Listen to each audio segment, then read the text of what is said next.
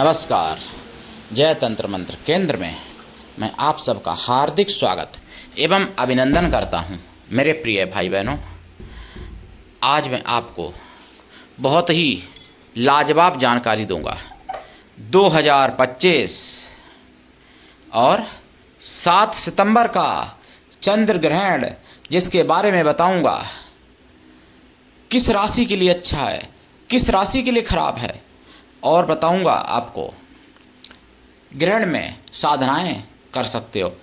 ईश्वर ने चाहा तो एक साधना भी बता देता हूं ग्रहण की, नहीं तो साधना अगले वीडियो में देख लेना। यदि आपने हमारा चैनल अभी तक सब्सक्राइब नहीं किया है तो लाल वाली बटन दबाओ और घंटी बजा दो। कोई शुल्क एवं चार्ज नहीं कटेगा। आप हमारे वीडियो को फेसबुक पर, व्हाट्सएप पर, ट्विटर अकाउंट के माध्यम से और इंस्टाग्राम पर अधिक से अधिक शेयर करें। लाइक और कमेंट करना भी आपका धर्म है। दुनिया में जिसका कोई नहीं, मैं उसका हूं। यदि आपको अपनों ने धोखा दिया है अथवा आपको परायों ने धोखा दिया है तो आप एक बार मुझे अवश्य आजमाएं। हमारा मोबाइल नंबर है 9305 63 71 73। हमसे बात करने का टाइम भारतीय टाइम के अनुसार दिन में दोपहर 12 बजे से 2 बजे के बीच का है। यदि आप सच्चा, पवित्र, निस्वार्थ दिव्य प्रेम पाना चाहते हैं अथवा सच्चा, पवित्र, निस्वार्थ दिव्य प्रेम देना चाहते हैं तो आपका स्थान मेरे लिए, मेरे प्राणों से भी करोड़ों गुना ऊपर है। मैं राष्ट्रीय अध्यक्ष कृष्णा दल एवं महामंडलेश्वर आप सबसे निवेदन करता हूं, यदि आप मानवतावादी हैं अथवा आप सनातनी हैं तो मुझसे ज़रूर जुड़ें। यदि आप में योग्यता हुई तो मैं आपको पदाधिकारी भी बनाऊंगा अपने संगठन कृष्णा दल में।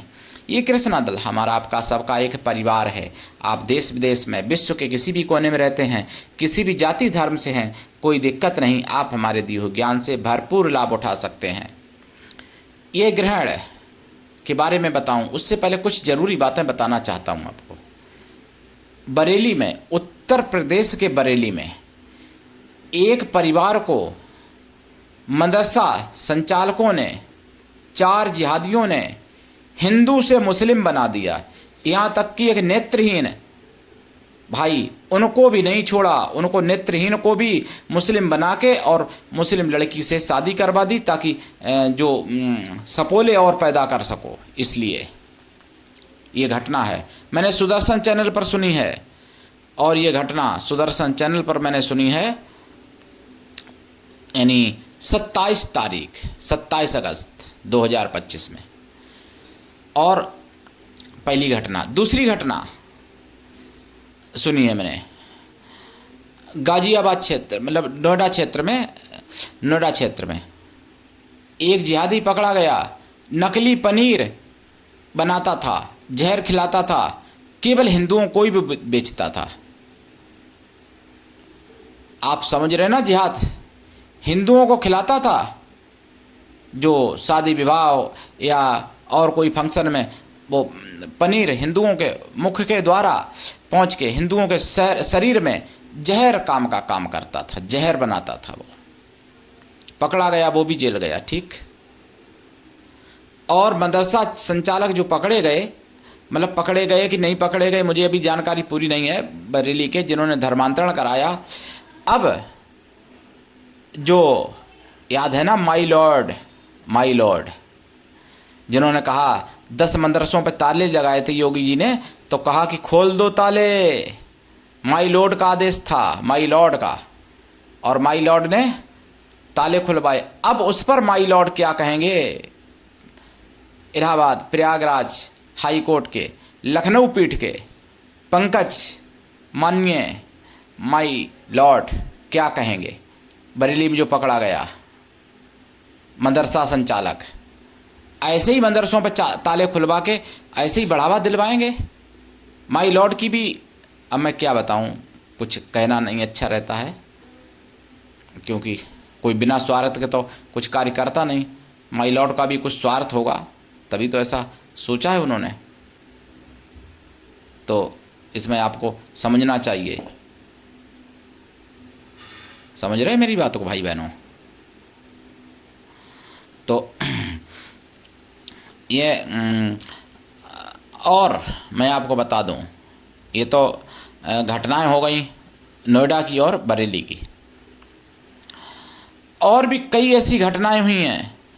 गणेश जी का पहला दिन था उत्सव का, सुदर्शन में मैंने सुना है गणेश की मूर्ति पर अंडा अटैक किया है इन जिहादी ने, सुअरों ने, इन सुअर की विष्ठा में पलने वाले कीड़ों ने गणेश जी पर अंडा का अटैक किया है। इनको मैं सुअर की विष्ठा में पलने वाले कीड़े से और बढ़ के क्या कहूँ।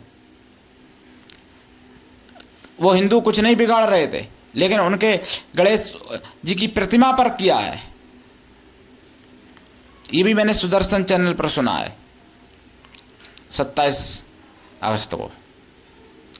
मेरे प्रिय भाई बहनों, आपको समझना पड़ेगा, जागना पड़ेगा। चोरी अगर करते हैं जिहादी तो भी हिंदुओं की करते हैं, चोर भी कई पकड़े गए। कहीं पनीर खिलाते हैं तो हिंदुओं को खिलाते हैं। थूक मूत या जो भी जिहाद जो भी कर रहे हैं सब हिंदुओं के साथ कर रहे। मैंने ये भी सुना सुदर्शन चैनल पर, ये 27 को नहीं सुना, पहले सुना है कि जो 15 अगस्त को जिन किसान ने संभाजी नगर में आत्मघात करने का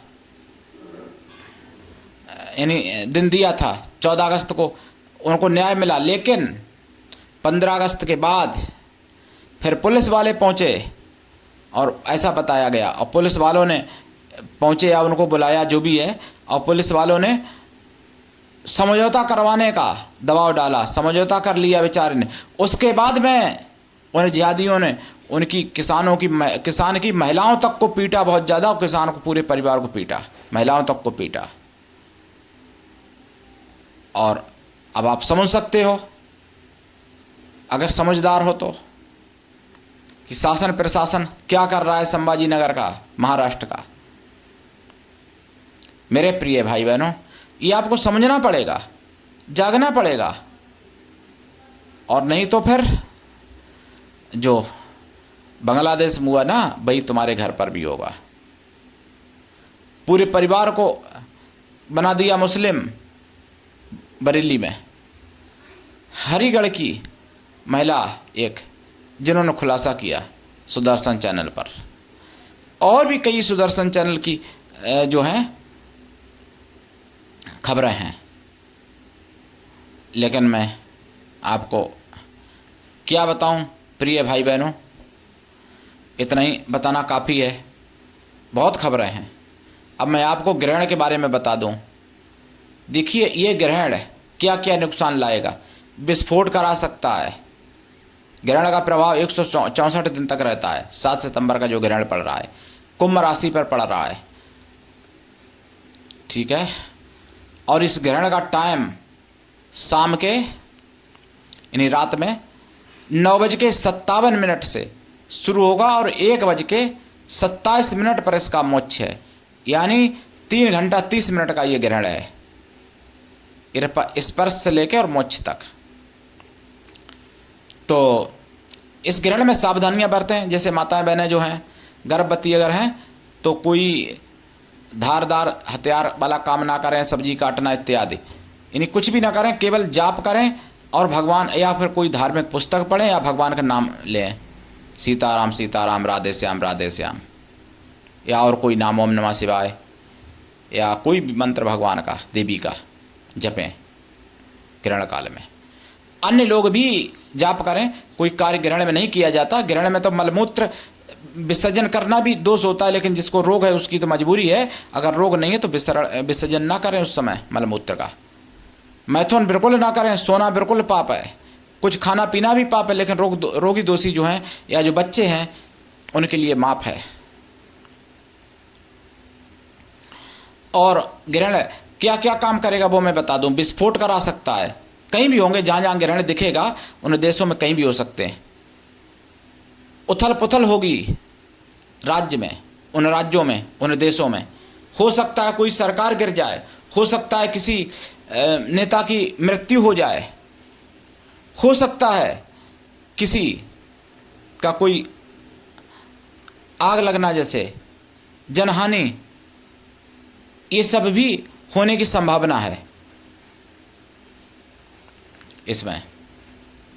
लेकिन मेरे प्रिय भाई बहनों, नवराशियों के लिए बहुत ज़्यादा हानिकारक है, जैसे आर्थिक संकट, रोग, घटना दुर्घटना, वाहन द्वारा घटना इत्यादि, आग लगना भी हो सकता है। लेकिन 3 राशियों को माला माल कर सकता है ये ग्रहण, 3 राशियां वो कौन कौन सी हैं? जैसे तुला राशि, कन्या राशि, तुला राशि और धनु राशि। कन्या, तुला, धनु, इन राशियों के लिए बहुत लाभदायक है ये ग्रहण। और ज़्यादा लाभ प्राप्त करते हैं अगर आप करना चाहते हैं तो उसके लिए मैं आपको उपाय बता देता हूँ। वो उपाय करो तो और ज़्यादा लाभ हो जाएगा। और जिनको हानि होने की संभावना है वो अगर ये उपाय करेंगे तो हानि नहीं होगी, होगी भी तो उतनी नहीं होगी जितनी होनी चाहिए, पहले तो होगी नहीं। शत्रु द्वारा पीड़ित या आर्थिक संकट या फिर रोग दोष, इनमें से कुछ भी हो सकता है। अगर बहुत ज़्यादा भाग्य खराब है तो हो सकता है तीनों ही हों ये घटनाएं। इसके लिए उपाय क्या करें आप? देखिए, नंबर 1 तो मंत्र जपें, ओम शंख शनिश्चराय नमः, नंबर 1। और ओम चंद्रमसे नमः जपें। वैसे तो ओम श्राम श्रीम श्रोम स चंद्रमसे नमः है पूरा मंत्र, तो ये मंत्र जपें। तीसरा मंत्र है ओम संभवाय नमः, ये मंत्र जपें जितना जप सकते हैं ग्रहण काल में, तो इनसे आपकी आपत्तियां टलेंगी और जिनके लिए अच्छा है उनके लिए और ज़्यादा अच्छा हो जाएगा। अच्छाई में क्या करेगा ये ग्रहण? जैसे बहुत दिन का फंसा हुआ पैसा मिल जाए, किसी रिश्ते में जो रिश्ता मना हो गया हो वही रिश्ता दोबारा आ जाए, पत्नी या प्रेम का छोड़ के चली गई हो सकता वो आ जाए,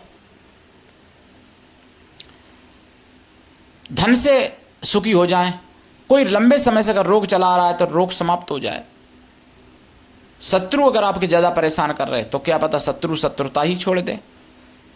ऐसी यानी अच्छाइयाँ हैं इस ग्रहण में। लेकिन 3 राशियों के लिए केवल ध्यान रखना, यानी कौन कौन सी? कन्या, तुला, धनु, इन राशियों के लिए।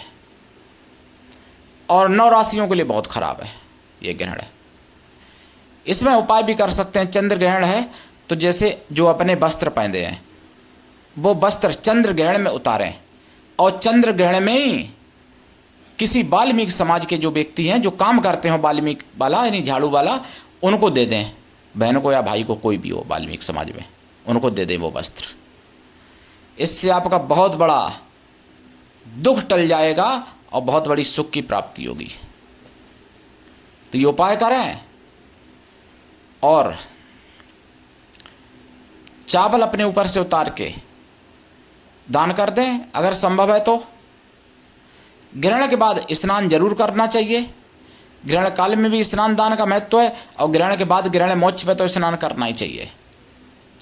ग्रहण काल में हवन यज्ञ किया जाए, भगवान का कीर्तन किया जाए, जप किया जाए या कोई धार्मिक शास्त्र का पाठ किया जाए, जैसे गीता, रामायण, महाभारत, देवी पुराण, शिव पुराण इत्यादि। और कोई कार्य नहीं करना चाहिए ग्रहण में इनके अलावा। मेरे प्रिय भाई बहनों, ग्रहणों में मंदिर या मूर्ति छूना मना है, इसलिए दूर से ही पूजा करें। जो भी करें मूर्ति स्पर्श ना करें ग्रहण काल में। और ये चंद्र ग्रहण है, ये ऐसा वैसा ग्रहण नहीं है, ये विश्व में तबाही ला रहा है, लेकिन 3 राशियों के लिए विश्व में कुशलता भी ला रहा है।